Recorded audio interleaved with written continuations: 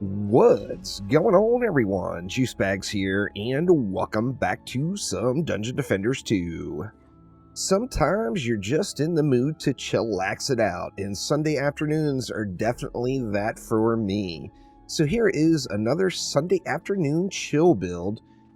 We are on Unholy Catacombs. Now, since the dawn of time, with Unholy Catacombs dropping not only the cluster crafting material, but even as far back as like pre-alpha with the 751 gear, this map has been a grinder. This map has been done so many times by so many people.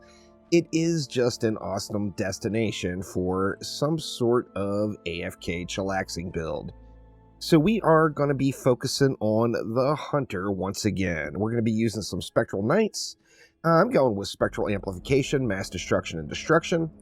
And then we're going to use one Gargoyle statue. Now, the Gargoyle statue is here just to ensure the full AFK. So we're going to be able to AFK Siege Rollers already by throwing in some sort of Ignite. Of course, then we're going to be able to AFK Draken Lords as well. Now, since we're only using one of these, we do get the opportunity to use the All-for-One shard. So I am going with Defense Rate, Anti-Melee, Anti-Chaos. With Destruction, Napalm Gargoyles is required to ignite the Draken Lords, and then an All-for-One. Everything else is just standard issue stuff. Let's go ahead and build it out and see what we can do here. So we're going to start off as close to the core as we can get it, with 4 Spectral Knights, just something like that. Now over on this side, we're going to go with 4 Spectral Knights as well.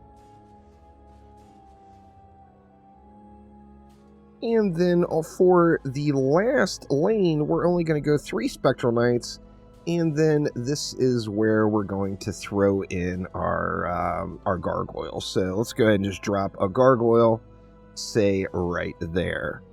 Now, in addition to that, of course, we want to buff this all up, so we're going to go with a Boost Star there, we're going to go with a Boost Star there, and then we want Destructive Pylon. Now, I usually use Destructive Pylon on Water Auras with Anti-Heal. In this situation, I've got it on Frost Strikes and on Water Auras. So we're going to go with a Frost Strike Aura right here to get some Destructive Pylon going, and then we're going to go with a Water Aura right there. Now, I am using kind of a generic Werewolf Commander setup. This is just a rando relic that I throw on various things. Defense Rate, Protective Downgrade Servo, and Hardened Servo with Automation, Juggernaut, and Werewolf General.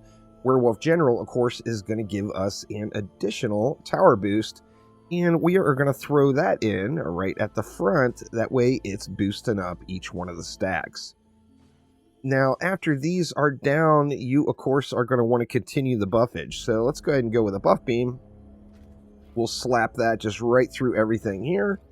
We'll go right on through all the goodies here, and we'll go right on through all the goodies here.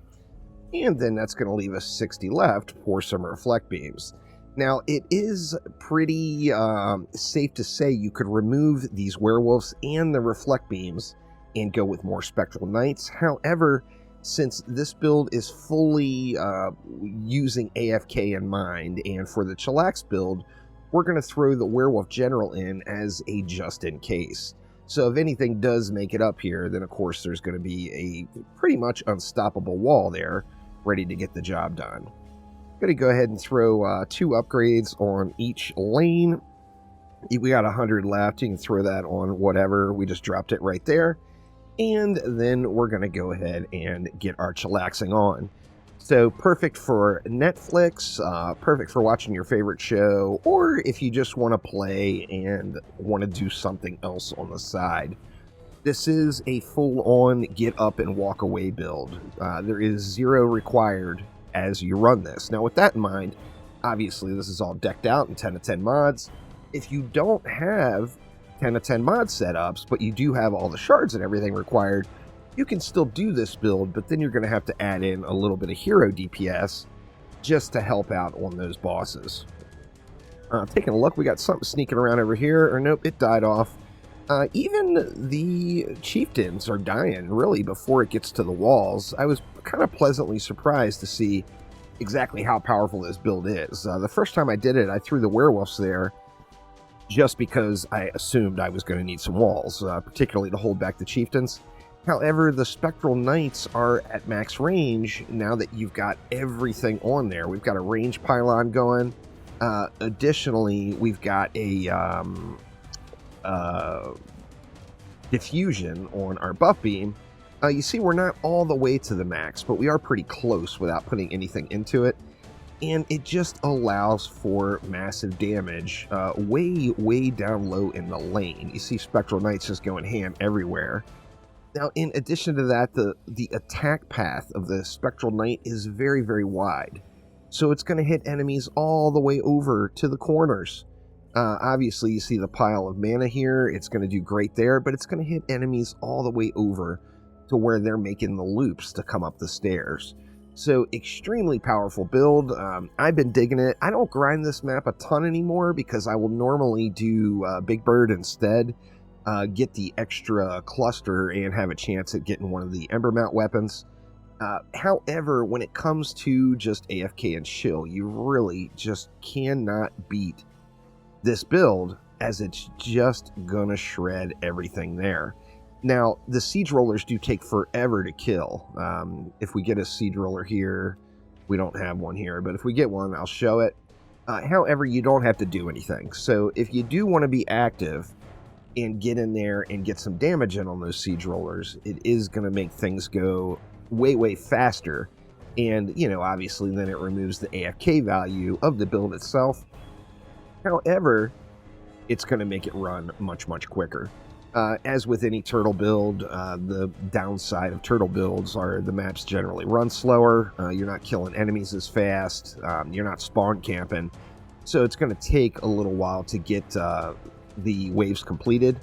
However, if you are looking for that AFK experience, or if you've got wife aggro or parent aggro or kid aggro or any sort of aggro that is pulling you away from your game, this is a 100% easy mode build to use, and it's just going to get the job done for you.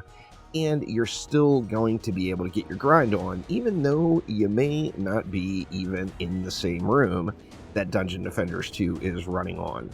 So we are getting it here. Everything is just getting shredded down big time. Yeah, nothing's even remotely close to getting to a wall. I mean, these walls have not really gotten any action at all yet.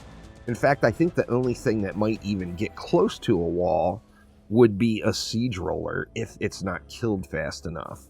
But let's go ahead and jump on forward to the final wave and see how this ends up. Actually, here we go at the end of wave 4. We do have a siege roller here. I'm going to try to just simulate me not even being in the room here. So, of course, I'm going to end up dying to siege roller rockets. If that's a concern, then just go hide down below. And then, of course, you'll never die. But we are just going to sit here and just, like I said, assume that we are not even in the room. And you see the siege roller is just seriously being slow rolled.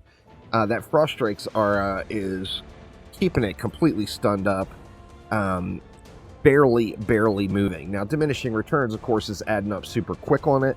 However, you see our defenses are just plugging away.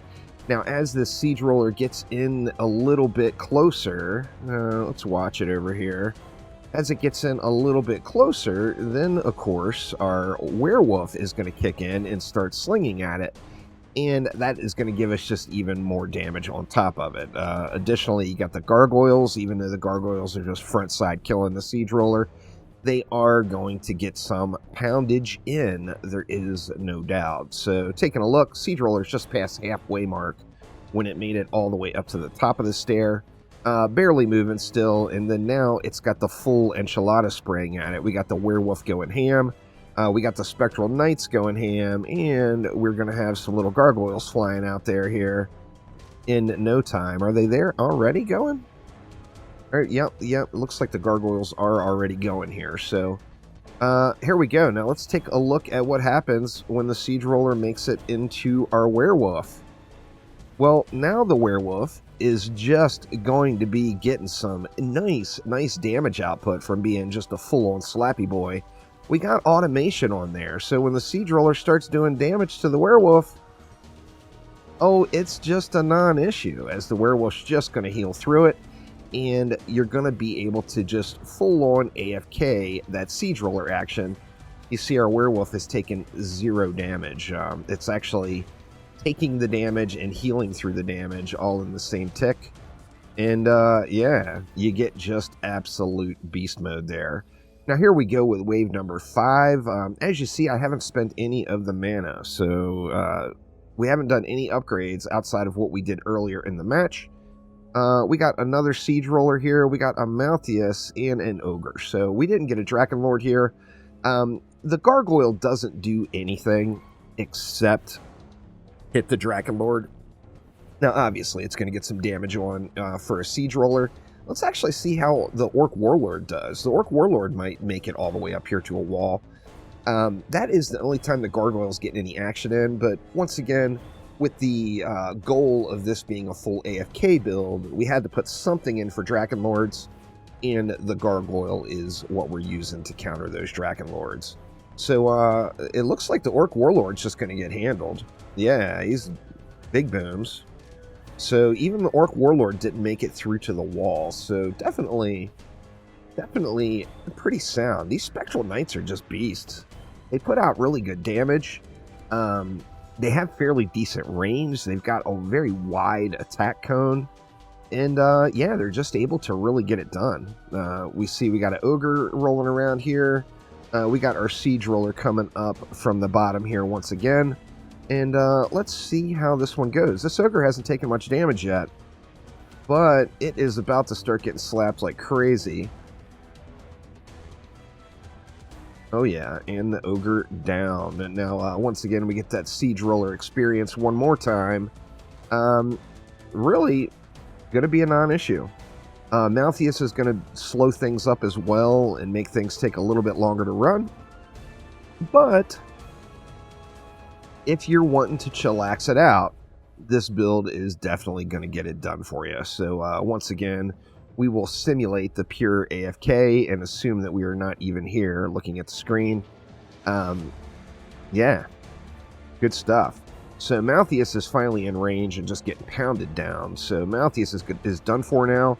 The Siege Roller doing his regular slow roll. The Siege Roller will always be the last mob standing. So tough little Gobu. Moves super slow, of course. Add the freeze in on top of it. You see the freeze is popping off, but the diminishing returns are just stacked up so high that it only, it gives a little slight stutter step is it on that Siege Roller. We'll let this guy go ahead and continue to come on in and see what we can get done. Let's wait for that gargoyle to engage. That gargoyle will definitely... Oh, the gargoyles are flying out already and getting it done out there.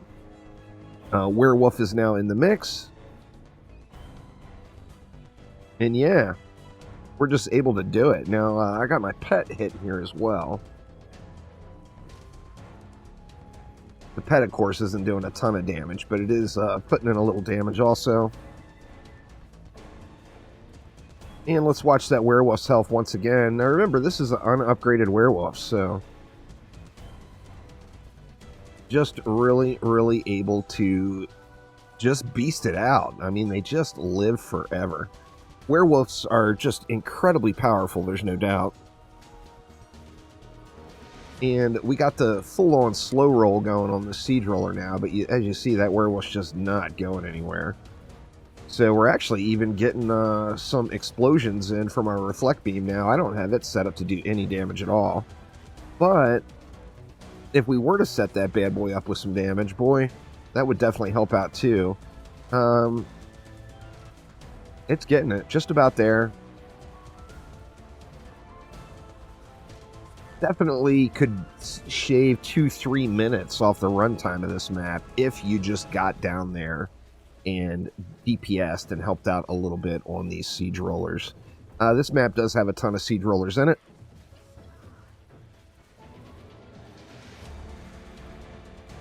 And just about there, finally below 1 mil. And there we go. So that is the full-on Sunday afternoon chill experiment in the Unholy Catacombs Chaos 10 in Dungeon Defenders 2. So thanks an absolute ton for watching. Don't forget to click that like button. Please subscribe to the channel. And I will see ya next time around. Take it easy.